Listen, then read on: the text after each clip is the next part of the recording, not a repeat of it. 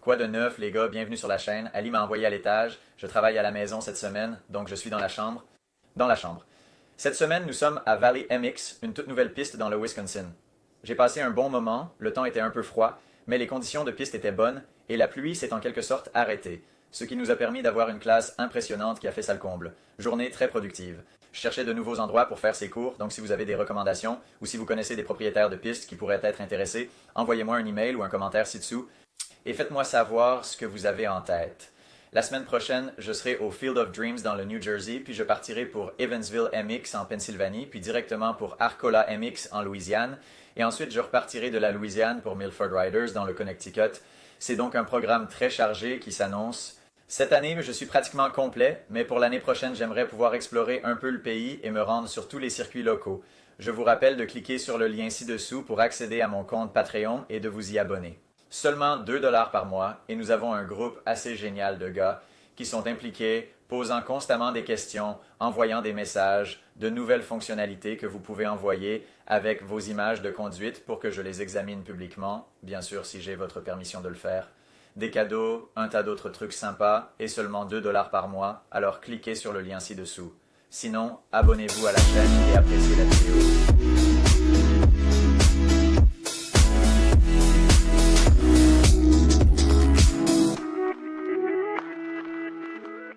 En ce qui concerne le travail du sol, nous voulons presque l'aborder comme s'il s'agissait d'une piste rugueuse, battue. Le fait d'être debout vous donne ce contrôle.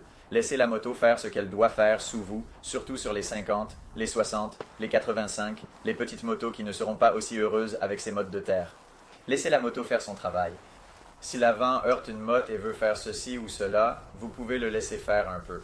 Si l'arrière veut danser, laissez-le danser un peu.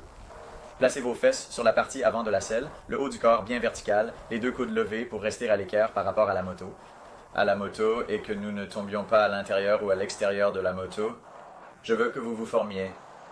Appelons ça la ligne intérieure. Nous pourrions même faire en sorte que la sortie soit un peu plus serrée. Et ensuite, il faut former une ligne extérieure moyenne. Donc n'ayez pas peur de finir et de commencer à essayer de faire une ligne à partir de cette matière fraîchement labourée. Il suffit que 5 ou 6 motos s'y accrochent pour que vous commenciez à développer quelque chose dans lequel les pneus pourront s'accrocher. Une fois que ce sera un peu plus développé, j'irai plus en profondeur sur ce que nous devrions faire exactement. Le choix de la vitesse, vous l'avez bien compris là-bas. Vous avez eu une assez bonne idée là-bas.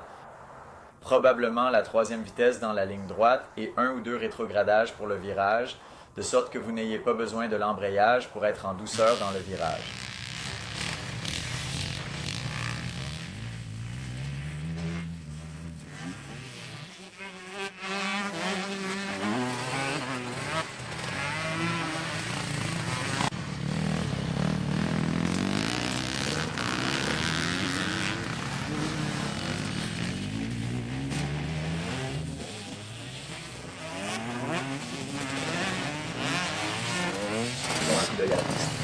Jetons un coup d'œil à la piste. Y a-t-il des lignes formées? Vous savez pourquoi? C'est juste que tout le monde fait quelque chose de différent à chaque passage. Je comprends que ce soit un peu difficile quand il n'y a pas de ligne formée, mais c'est en grande partie dû à un manque de plan de jeu. Comme 5, 4, 7, regarde-toi Steve, d'accord? Je t'ai vu passer une fois et juste comme de la terre qui explose partout. Ça avait l'air cool, ça avait l'air d'aller vite, mais si je te disais de faire ça 10 fois de suite, diable non, tu ne peux pas faire ça 10 fois de suite. Mais les autres, vous étiez un peu plus cool, plus calme, plus posé. C'est la même chose pour toi, t'es plutôt technique et lent, ce qui est une bonne chose pour que tu puisses avoir le contrôle. Mais à chaque fois que tu passais, t'avais l'air différent et t'étais à un endroit différent de la piste. Peut-être que vous exploriez et essayiez de trouver une ligne. Ma technique personnelle, quand la piste n'est pas encore travaillée comme ça, vous devez utiliser ces aides visuelles à l'entrée. Il faut donc se placer dans une ligne où l'on sait où l'on va se trouver. Mettez vos rétrogradages au même endroit. Faites en sorte que votre freinage soit au même endroit, de sorte que tout ce qui se passe à l'entrée soit exactement le même. C'est la première étape. Et beaucoup d'entre vous n'avaient pas encore compris la première étape. Vous arriviez donc à des vitesses différentes. Vous aviez des rapports de vitesse différents pendant certains tours. Vous traîniez votre frein parfois dans le virage, parfois non. Pas. Il faut que tout soit identique. C'est la première chose à faire. Deuxièmement, quand nous arriverons ici, verrouillez vos yeux sur un point, regardez au-delà, mais soyez doux, essayez d'atteindre cette ligne. Vous avez probablement eu l'occasion de faire 7 à 10 passes J'en aurais fait 2 ou 3 d'affilée au même endroit, exactement dans la même ligne, même si cette ligne changeait un peu, juste pour essayer de former quelque chose. Pas d'embrayage, et aussi souple que possible, aussi stable que possible, centré sur la moto. Même avec un seul passage sur ces grosses motos, vous devriez commencer à former quelque chose qui ressemble à une ligne. Mais si vous arrivez et que vous dérapez, que vous bloquez les freins, que vous accélérez d'un coup et que vous le faites différemment à chaque fois, alors l'attraction va ressembler à ça. Au moins, vous avez mangé la terre, donc pour le groupe 2, ils n'ont pas à rouler sur les grosses mottes, mais vous n'avez certainement pas encore formé de ligne. C'est une bonne occasion de s'entraîner à freiner. Ce n'est pas super dur, c'est très très collant à l'entrée, donc en lâchant l'accélérateur, en freinant, la moto va s'arrêter assez vite, ce qui est bien. Quand on freine, il faut d'abord et avant tout attaquer la position. Il faut être dedans. Si vous êtes assis, si vous faites lentement la transition vers l'avant de la moto, c'est dangereux. Dès qu'il commence à être malmené, vous ne pourrez plus vous en sortir. Il faut donc se mettre dans une position forte, stable, neutre et peu agressive, et ensuite on peut freiner. Quand on freine, c'est à l'avant et à l'arrière, toujours ensemble, même sur les 50, même sur les 65, sur les petites motos. Je veux que vous preniez l'habitude d'utiliser les deux en même temps. Et pour ceux qui ont des embrayages, pas d'embrayage.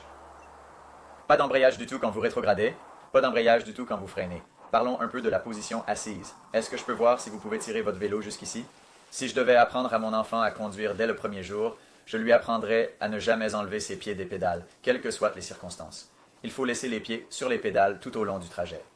Je sais que peu de gens enseignent cela, peut-être même que personne ne l'enseigne, mais je vais vous dire, dans les 5 à 7 prochaines années, quand vous verrez la nouvelle vague d'enfants qui arrive, 80 à 90% du temps, vous verrez ces enfants avec les pieds dans les chevilles. Regardez Eli Tomac, et Tomac est l'un des plus âgés maintenant. Regardez probablement mon préféré, Chase Sexton. Regardez Ken Roczen. Regardez Saint Cyrilo. Regardez Ty Masterpool dans la classe des 2 5e. Il est venu et s'est montré à Redbud. Pour les 2 courses de Redbud, il a participé à 3 des 4 motos, ce qui lui a permis de passer beaucoup de temps à la télé. Allez regarder ses motos. Il avait les pieds sur les chevilles tout le temps. Et puis au contraire, vous regardez un gars comme, je crois, Carson Mumford. Il vient de passer chez les pros sur la Jayco Honda. Il a pris un bon départ dans l'une des motos, mais il était constamment des erreurs parce qu'il essayait de mettre son pied dans le virage. Et je suis sûr qu'il sait ce qu'il faut faire, mais il n'est pas encore très doué. Il tapotait le pied pour le virage, et dès que le pied tapotait, il revenait ici. En l'espace de 2 tours, il passait à la télé parce qu'il filmait les gars devant et derrière lui, mais je ne faisais que le regarder parce que ses jambes n'arrêtaient pas d'être arrachées de la moto. En l'espace de 2 tours, il a commis une dizaine d'erreurs qui ont failli l'arracher complètement de son vélo. Et vous reflétez cela à côté d'un gamin qui a probablement le même âge, 17, 18 ans. Masterpool. Les pieds étaient sur les chevilles tout au long du trajet, ce qui simplifie les choses et limite les erreurs. Cela limite vraiment ces erreurs. Est-ce que quelqu'un sait, et ce n'est pas de la rhétorique, pourquoi on mettrait le pied en dehors du virage? Pour ce virage, d'accord, c'est ce que les gens diraient. Contrepoids, pour lester le pneu avant. Je suis sûr qu'il y a des professeurs qui vont m'en vouloir de dire cela. Ce n'est pas ce que fait votre pied intérieur. Ce n'est pas ça.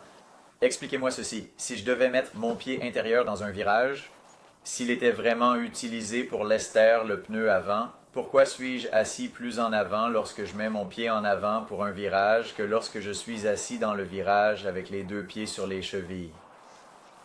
Cela n'a aucun sens. Les coudes sont en principe à 90 degrés. Serrez vos abdominaux. Serrez vos abdominaux pour rester centré. Je sais que ça semble bizarre, mais quand vous passez un virage, vous devriez serrer votre estomac tellement fort que c'est comme si quelqu'un allait vous frapper dans le ventre. C'est ce que vous devriez faire quand vous passez un virage. Si ce n'est pas le cas, le haut du corps sera assez fragile et tombera à l'intérieur et à l'extérieur de la moto. S'il y a quelque chose que vous pouvez remarquer quand je roule, c'est que lorsque vous me regardez rouler, je ne tombe pas souvent à l'intérieur du vélo. Je suis très très fort et stable. Bien sûr, vous me verrez me tamponner les pieds de temps en temps, faire des erreurs, mais elles sont mineures. Parce que je suis tellement fort et stable ici et ici, je ne permets pas à ce coude intérieur de tomber, je ne laisse pas le coude extérieur tomber, et je garde mes abdominaux et mon cœur serrés et centrés. Si vous décidez de lever le pied pour le virage, ce qui me convient, mais je suis pointilleux à ce sujet, je veux que ce pied soit si haut et si serré que vous soyez soit en train de faire un virage, soit en train de faire un virage. Je veux que ce pied soit si haut et si serré qu'il entre en contact avec l'aile avant ou qu'il s'en rapproche. Je ne veux pas voir ce pied ici, en train de sonder le sol. Je ne veux pas le voir en bas. Je ne veux pas le voir en haut, mais avec l'orteil à l'extérieur. Même ceux d'entre vous qui peuvent toucher assez bien, mettez votre pied contre le linceul, votre jambe contre le linceul, et pointez votre orteil vers l'extérieur. Maintenant, c'est un peu difficile de tenir cette jambe en l'air, n'est-ce pas? Maintenant, dirigez votre orteil vers l'intérieur aussi loin que possible. Naturellement, cela bloque votre genou dans le haut banc et vous permet de saisir l'intérieur de la cuisse pour tenir la jambe ici. Je peux maintenir ma jambe ici pendant un certain temps. Si je pointe mon orteil vers l'extérieur, je ne pourrai probablement pas la maintenir plus de 20 ou 30 secondes. Et pour le deuxième groupe, il faut être attentif au moment où ils commettent les erreurs, à ce qui les provoque. Les causes. Il est assis très loin derrière.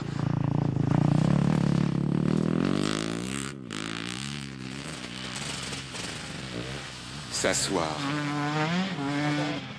Trop en arrière, s'asseoir en avant.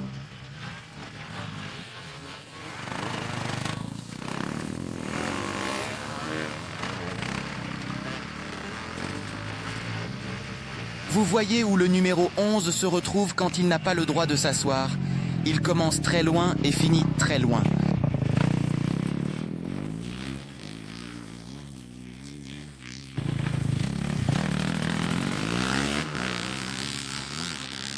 Le numéro 547 est probablement celui qui s'en sort le mieux, mais il est encore un peu paresseux avec son pied intérieur.